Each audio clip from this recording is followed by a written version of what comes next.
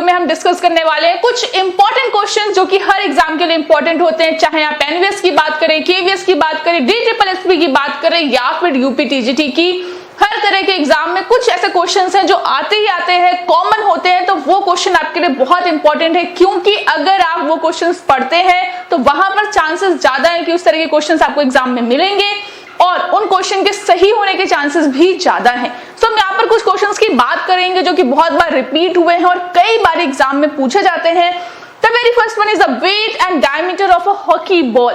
Hockey से related एक या दो क्वेश्चन आता ही है, चाहे उसके ग्राउंड के बारे में बात करें, उसके पेनाल्टी कॉर्नर के बारे में बात करें या फिर उसके बॉल के वेट और डायमीटर की। यहाँ पर जो बॉल है उसका वेट होता है 156 से 163 ग्राम, तो ये आपको याद रखना है, ये ग्राम में है, और इसका जो डायमीटर है वो है 71.3 से 74.8 mm।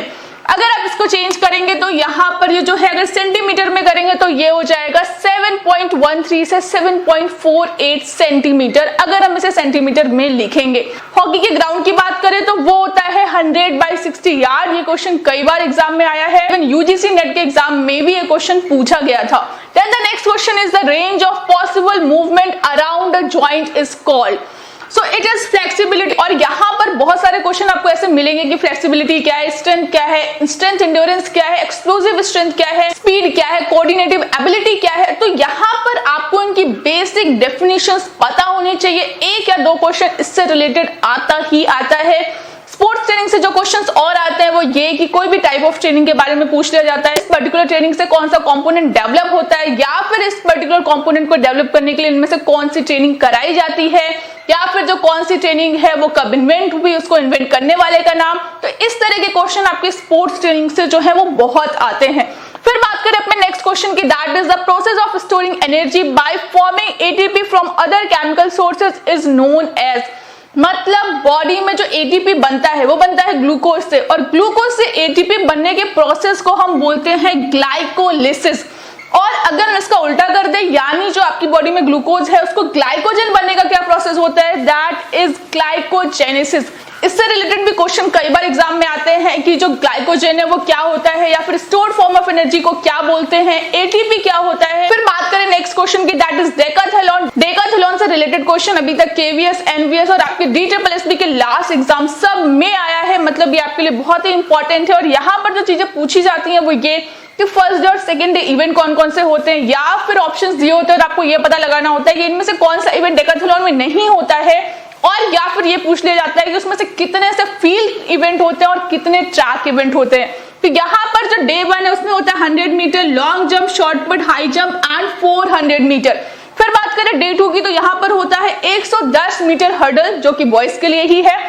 फिर यहाँ पर है discus throw, pole vault, javelin and 1500 metre run. तो ये सारे इवेंट जो है वो होते हैं डेकाथलॉन में, जिसमें 4 ट्रैक इवेंट है, जो 6 है वो फील्ड इवेंट है। तो ये क्वेश्चन अगर पूछा जाता है कि कितने फील्ड और कितने ट्रैक इवेंट होते हैं, तो 4 होते हैं ट्रैक पे और 6 होते हैं फील्ड के, क्योंकि ये जो चारों है ये ट्रैक के हैं और ये जो 6 है ये है आपके फील्ड इवेंट। फिर बात करें अपने नेक्स्ट क्वेश्चन की, that is sector angle of discus throw. Discus throw shot put से भी कई बार क्वेश्चंस आ जाते हैं, तो वहां दोनों का एंगल जो है वो 34.92 डिग्री होता है। बात करें उनके डायमीटर की, तो शॉर्ट पुट में 2.135 होता है, जबकि जो डिस्कस है वहां पर 2.50 मीटर का डायमीटर होता है उसके सर्कल का। तो ये भी आपके लिए इंपॉर्टेंट क्वेश्चन है, ये सारी चीजें आपको देख के जाना है कि हाँ ये जो बेसिक चीजें ये आपको पता होनी चाहिए। फिर यहाँ पे स्टमक सीक्रेट विच गैस्ट्रिक जूसेस, तो ये आपके डाइजेस्टिव सिस्टम से क्वेश्चन आता है कि जो स्टमक है वो कौन से डाइजेस्टिव जूसेस सीक्रेट करता है, पैंक्रियास क्या सीक्रेट करता है। तो ये सब जो अलग अलग है उनमें क्या सीक्रेशन होता है ये भी आपको पता होना चाहिए कि कौन सी चीज सीक्रेट करती है। तो यहाँ पर जो आंसर है वो है आपके पेप्सिन और ट्रिप्सिन। वो HCl भी सीक्रेट करता है, बट HCl जो है वो गैस्ट्रिक जूस नहीं होता है। तो अगर ऑप्शन में ये दोनों लिखे हैं तो 1 और 2 अगर कई जगह लिखा होता है तो वो आपका सही आंसर होगा। फिर यहाँ पे डायमेंशन ऑफ क्रिकेट की बात करें तो ये क्वेश्चन जो है लगातार पिछले 3 से 4 बार हर एक एग्जाम में पूछा गया है। यहाँ पर है लेंथ ऑफ पिच, तो पिच की जो लेंथ है वो हम 22 गज या फिर 22 यार्ड हम पढ़ते हैं, अगर मीटर में है तो 20.12 मीटर लिखेंगे। यहाँ पर जो विड्थ होती है पिच की वो होती है 10 फीट, और अगर उसको मीटर में लिखेंगे दैट इज 3.05 मीटर। उसके बाद यहाँ पे पॉपिंग क्रीज जो 1.22 मीटर होती है। अगर एथलेटिक में जो ट्रैक है उनकी लेन की बात करें तो उनकी भी चौड़ाई 1.22 मीटर होती है। अगर हम लॉन्ग जंप में स्टॉपिंग बोर्ड करें तो वो भी 1.22 मीटर होता है। तो इस तरह आप चीजों को याद रख सकते हैं। फिर हमारा नेक्स्ट क्वेश्चन है ideal fat level in women. ऐसे भी क्वेश्चन जो है वो आते ही हैं, चाहे वो आपके बीएमआर के बारे में पूछ ले, चाहे वो बीएमआई के बारे में पूछे, या फिर ओबेसिटी लेवल के बारे में, लीन बॉडी फैट के बारे में। ऐसे क्वेश्चन भी एग्जाम में एक ना एक तो आना ही है। यहाँ पर जो आंसर है वो 18 to 22% है, मेन के लिए अलग है, तो ये भी आपको देख के जाना है। फिर यहाँ पर फुल फॉर्म ऑफ HIV, तो क्वेश्चन भी बहुत बार आता है, एड्स और HIV का फुल फॉर्म क्या है। जो भी ऑप्शन है बहुत क्लोज होते हैं, तो आपको चीज बहुत अच्छे से क्लियर हो ताकि आप वहां पर गलत आंसर टिक ना करके आए। HIV का फुल फॉर्म होता है ह्यूमन इम्यूनो वायरस, जबकि एड्स का फुल फॉर्म होता है एक्वायर्ड इम्यूनो डिफिशियंसी सिंड्रोम। तो ये चीजें आपको बहुत क्लियर होनी चाहिए कि वहां पर आपसे गलती ना हो। सिंड्रोम की जगह और भी ऐसे वर्ड्स लिखे होते हैं जो कि सिमिलर होते हैं। फिर बात करें नेक्स्ट क्वेश्चन की, यहाँ पर लिखा है major ingredient in sleeping pills. यहाँ पर आपको एर्गोजेनिक एड्स के बारे में पढ़ना है, ड्रग्स के बारे में पढ़ना है। तो जो एम्फेटामाइन है वो स्लीपिंग पिल्स में होता है और उसका क्या काम होता है, कौन सी चीजें जो है वो आपके न्यूरोमस्कुलर कोऑर्डिनेशन के लिए अच्छी है, बीटा ब्लॉकर का क्या काम है, या फिर कैफीन, अल्कोहल, इसमें कौन से ऐसे ड्रग्स हैं जो कि आईओसी द्वारा बैन हैं और कौन से नहीं है। ये सारी चीजें भी आपको देख के जानी है। फिर नेक्स्ट क्वेश्चन है हमारा स्पोर्ट्स अथॉरिटी ऑफ इंडिया जो है वो कब स्टैब्लिश हुई थी। ये क्वेश्चन भी बहुत बार आया है, दैट इज 25 जनवरी 1984। क्वेश्चन जो है वो ऑलमोस्ट 30 से 35% क्वेश्चंस रिपीट होते हैं। तो यहाँ पर अगर आप इतने क्वेश्चन भी ध्यान देते हैं और उनको ध्यान से पढ़ते हैं जो कि बहुत ईजी है, तो आपके वो क्वेश्चन तो सही होने ही है। फिर यहाँ पे नेक्स्ट क्वेश्चन है ring muscle that allows material to enter the stomach. तो यानी जब आपको जो फूड है वो ओइसोफेगस स्टमक में जाता है तो वहां पर एक रिंग मसल होती है, वॉल्व होता है, जिससे आपको जो फूड है जो ओइसोफेगस से जा रहा है आपके स्टमक में वो वहां से वापस ना जाए, तो वहां पर होती है कार्डियक स्फिंक्टर। अगर आप बात करें कि जो स्टमक से आपके स्मॉल इंटेस्टाइन में जाता है वहां पे क्या होता है, तो वहां पर होता है पाइलोरिक स्फिंक्टर। तो ये मसल है वो वॉल्व की तरह से काम करती है ताकि आपका फूड का बैक फ्लो ना हो। फिर यहाँ पे नेक्स्ट क्वेश्चन है, the skin breaks and bleed the injury is called laceration. तो यहाँ इस तरह के क्वेश्चंस बहुत आते हैं कि एब्रेशन क्या है, लैक्रेशन क्या है, स्प्रेन क्या है, स्ट्रेन क्या है, सब बहुत सारे लोगों को कंफ्यूजन रहता है। तो ये कंफ्यूजन आपको वहां नहीं रखना है। स्प्रेन जो है वो लीगामेंट में होता है, स्ट्रेन जो है वो टेंडन और मसल पुल, वहां मसल पुल भी अगर लिखा है that is the right answer. जो स्ट्रेन है वो टेंडन और मसल पुल में होता है, जो स्प्रेन है वो होता है लीगामेंट में। एब्रेशन जो है उससे सिर्फ आपकी स्किन छिलती है, यानी आपकी स्किन के ऊपर जो छिल जाता है उसको एब्रेशन कहते हैं। अगर वहां पे कट है, वहां पे ब्लीडिंग हो रही है, that will be called as laceration. जो फ्रैक्चर है वो कितने तरह के होते हैं, कंपाउंड फ्रैक्चर क्या होता है, कम्युनिकेटेड फ्रैक्चर क्या होता है, इंपैक्टेड फ्रैक्चर क्या है, ये सारी चीजें भी आपको बहुत अच्छे से क्लियर होनी चाहिए। फिर हमारा next question, name the game whose field is marked from east to west. तो यहाँ पर ये जो गेम है वो खो खो, और भी बहुत सारे गेम्स हैं जहां पर ऐसी चीजें होती हैं, तो ये भी आपको देख के जाना है। बट जो ऑप्शन है वो ऐसे ही होते हैं कि कुछ ऐसी चीजें जो आपको इंडोर दे दी जाएंगी, तो इंडोर के लिए तो यहाँ पे डायरेक्शन ज्यादा मायने नहीं रखता है, बट जो चीजें आउटडोर में है वहां पर भी डायरेक्शन की इंपॉर्टेंस होती है। फिर यहाँ पे question, in which year Dhyan Chand award was instituted.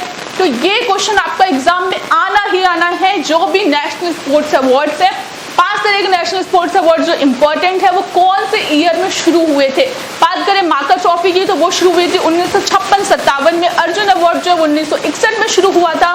Dronacharya award 1985 में। खेल रत्न जो है राजीव गांधी खेल रत्न अवार्ड वो शुरू हुआ था 1991-92 में। और जो आपका ध्यानचंद अवार्ड है 2002 में शुरू हुआ था। ये 5 चीजें जो है इतनी इंपॉर्टेंट है, एक ना एक क्वेश्चन इससे आना ही आना है। या फिर इसमें जो कैश मनी दिया जाता है, जो प्राइज मनी जो कि चेंज हुआ है लास्ट ईयर, वो भी इंपॉर्टेंट है क्योंकि वहां पे चेंजेस आए हैं, तो क्वेश्चन वहां से जरूर आएगा। बात करें यहाँ पे नेक्स्ट क्वेश्चन की FITT का फुल फॉर्म क्या है, तो ये आपके स्पोर्ट्स ट्रेनिंग से बिलोंग करता है, जहाँ पे F का मतलब होता है फ्रीक्वेंसी, I का मतलब है इंटेंसिटी, T का मतलब है टाइप और नेक्स्ट T का मतलब है टाइम। तो ये जो फुल फॉर्म है ये भी ऐसे क्वेश्चन एग्जाम में बहुत आते हैं जो स्पोर्ट्स ट्रेनिंग से रिलेटेड है। या फिर स्ट्रेंथ को डेवलप करने के जो 3 तरह के मेथड, आइसोटोनिक और आइसोमेट्रिक से रिलेटेड जो क्वेश्चन है बहुत क्लोज होते हैं। वहां पे आइसोमेट्रिक और आइसोटोनिक में बहुत छोटा सा डिफरेंस है, तो अगर आप उस चीज को दिमाग में रखेंगे तो वहां पे गलतियां नहीं होंगी, क्योंकि ये क्वेश्चन टफ नहीं होते हैं, लेकिन फिर भी जस्ट बिकॉज हमें लगता है ये तो हमें आता है तो हम गलत करके आ जाते हैं। तो अगर आपको क्वेश्चन इजी लग रहा है तो आप उसको एक बार अच्छे से पढ़ लीजिए ताकि वो क्वेश्चन आपसे गलत ना हो। फिर यहाँ पे नेक्स्ट क्वेश्चन है, एनसीईआरटी कब स्टैब्लिश हुआ था। 1961 में एनसीईआरटी स्टैब्लिश हुआ था और जो सीबीएसई है वो 1962 में स्टैब्लिश हुआ था। ये क्वेश्चन भी एग्जाम में आया है।